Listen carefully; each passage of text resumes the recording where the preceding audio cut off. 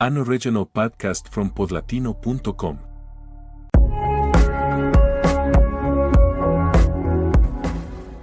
In the late 1990s and early 2000s, the music industry was in crisis.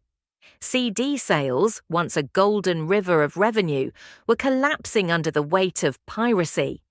Platforms like Napster, LimeWire, and Kazaa allowed millions of people to download music for free. Lawsuits flew, record labels panicked, and the industry searched for answers. The digital revolution had begun, and for a while it looked like the business of recorded music might never recover. Enter Spotify. Founded in Sweden in 2006 and officially launched in 2008, Spotify wasn't the first streaming service, but it was the one that scaled globally and permanently rewired the way people consume music. The premise was simple but radical: unlimited access to a massive library of music, available instantly, supported by ads or a subscription. No more buying CDs. No more paying $1.29 per download on iTunes. Instead, listeners could stream as much as they wanted for a flat fee, or even for free. From the consumer's perspective, it was liberating. From the industry's perspective, it was salvation mixed with controversy. For the first time in years, recorded music revenues began to grow again. But the way money flowed changed dramatically. Instead of one-time purchases, revenue now trickled in play-by-play, fraction of a cent by fraction of a cent. Spotify's influence is impossible to overstate. By 2015, it had become the dominant platform in Europe. By 2018, it had overtaken Apple Music as the largest paid music service globally. Today, it has more than 500 million users. The shift it triggered, streaming as the default mode of music consumption, reshaped every corner of the business. Artists, labels, publishers, and fans all had to adapt. Let's look at the economics. In the old world, selling a CD for $15 might generate $10 for the label, a few dollars for the retailer, and perhaps $1 or $2 for the artist. With downloads, artists typically earned a cut of each sale, which was small but predictable. With Spotify, everything became more complex. The company pools subscription and advertising revenue, then divides it among rights holders based on total plays. That means artists are no longer paid per sale, but rather per stream, in proportion to their share of global listening. The average payout per stream is around 3 cents to 5 cents. That means 1 million plays might generate roughly $3,000 to $5,000. Compare that to selling 1 million CDs at $15 each, which could generate millions. The scale of consumption has to be much larger to achieve similar revenue. But here's the twist: because streaming is frictionless, the number of plays skyrocketed. People listen to more music than ever before, and while per-play income is low, the volume can add up. Still, controversy surrounds Spotify's model. Many artists argue that payouts are too low, especially for those not backed by major labels. Critics point out that Spotify's pro-rata system favors the biggest artists.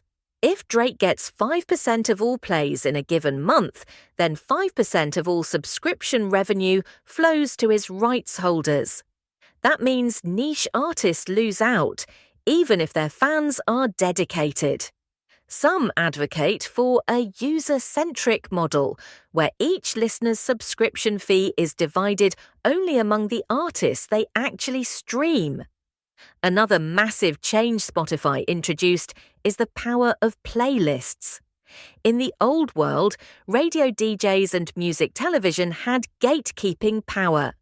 Today, being added to a major Spotify playlist, like Rap Caviar or Today's Top Hits, can make or break a song. Playlists have become the new radio, the new chart, and the new marketing channel. Labels invest heavily in pitching songs to curators, both human and algorithmic. For many listeners, discovery happens not through albums or even artists, but through playlists that blend hits from dozens of performers. This playlist economy has reshaped the creative process.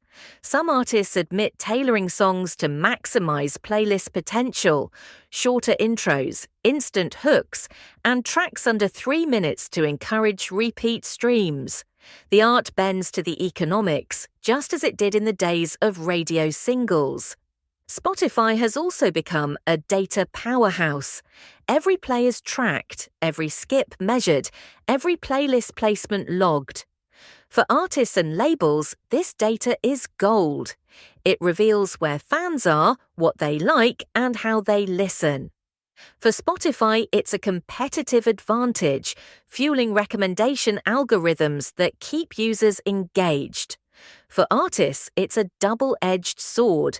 Insightful, but also a reminder that their music is being reduced to metrics. Let's consider the broader impact. Globally, streaming has pulled the music industry out of decline. In 2014, global recorded music revenue was about $14 billion. By 2022, it had grown to over $26 billion, with streaming accounting for more than 65% of that. Spotify led the charge, though competitors like Apple Music, Amazon Music, and YouTube Music also play major roles. The dominance of streaming means the industry is healthier, but also more concentrated, with Spotify wielding enormous influence over what gets heard. Artists have mixed feelings. For some, Spotify has provided unprecedented exposure. Independent musicians can upload their songs through distributors and potentially reach millions worldwide without a label.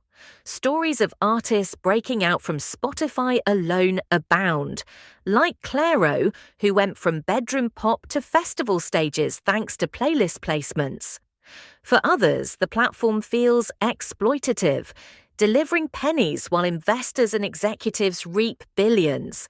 And then there's the matter of power. Spotify is not just a neutral platform. It actively shapes listening habits through algorithms and playlists. In doing so, it has become one of the most influential tastemakers in history. The company insists its goal is to democratize music, but critics argue it has centralized power in new ways. Spotify also branched into podcasts, acquiring companies like Anchor, Gimlet, and Parcast, and signing exclusives with stars like Joe Rogan. This move blurred the line between music and spoken word, expanding Spotify's dominance but also raising new controversies over content moderation and exclusivity. The revolution Spotify sparked is still unfolding. For the industry, it was a lifeline that turned free-falling revenues into growth. For artists, it's both opportunity and struggle. For fans, it's convenience and abundance. But it also raises big questions. Should a song be worth a fraction of a cent? Should algorithms decide what we listen to? And what happens to music when it becomes more about data than art? The Spotify revolution changed music forever. It saved an industry from collapse, gave birth to new stars, and created a new global standard for listening. But it also locked us into an economic model that continues to spark debate. Behind the charts, Spotify is more than just a platform. It's a business model, a cultural force, and perhaps the single most powerful player in modern music.